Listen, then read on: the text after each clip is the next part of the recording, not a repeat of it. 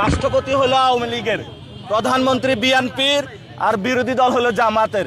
সব একসাথে মিলে একটা প্যাকেজ তৈরি করা হয়েছে, যেই প্যাকেজ মধ্যে গণ অভ্যুত্থানের শহীদরা যে কারণে শহীদ হয়েছিলেন, আবরার ফাহাদ যে কারণে শহীদ হয়েছিলেন, এই প্যাকেজের মধ্যে কোনো লেশ মাত্র নাই।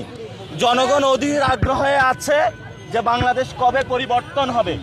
আমরা ইনশাআল্লাহ সন্ত্রাস, চাঁদাবাজি, দুর্নীতির বিরুদ্ধে যে লড়াইটা শুরু করেছিলাম, এটা চলমান থাকবে।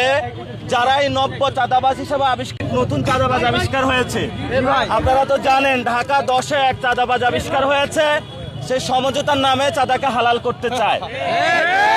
এবং আমরা দেখতে পাচ্ছি যে এই পচাগলা চুপ্পু, তার বিরুদ্ধে আমরা আন্দোলন করেছিলাম, সে এখন মরা লাশ থেকে বিএনপির ভরসায় জিন্দা লাশ হয়েছে। এই জিন্দা লাশ হলো এখন তারেক রহমানের পাহারাদার এবং সহযোগিতায় গণ অভ্যুত্থানে যারা অংশগ্রহণ করেছিল তাদেরকে জেলে নেবার চিন্তা এবং শাস্তি দেওয়ার চিন্তা তারা করতেছে।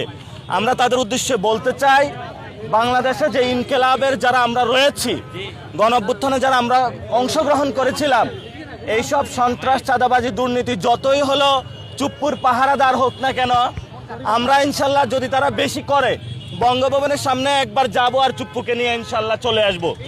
আমরা এটা বারবার বলেছিলাম যে আমরা বলি যে পুরা গভর্নমেন্টটা হলো সমঝোতা,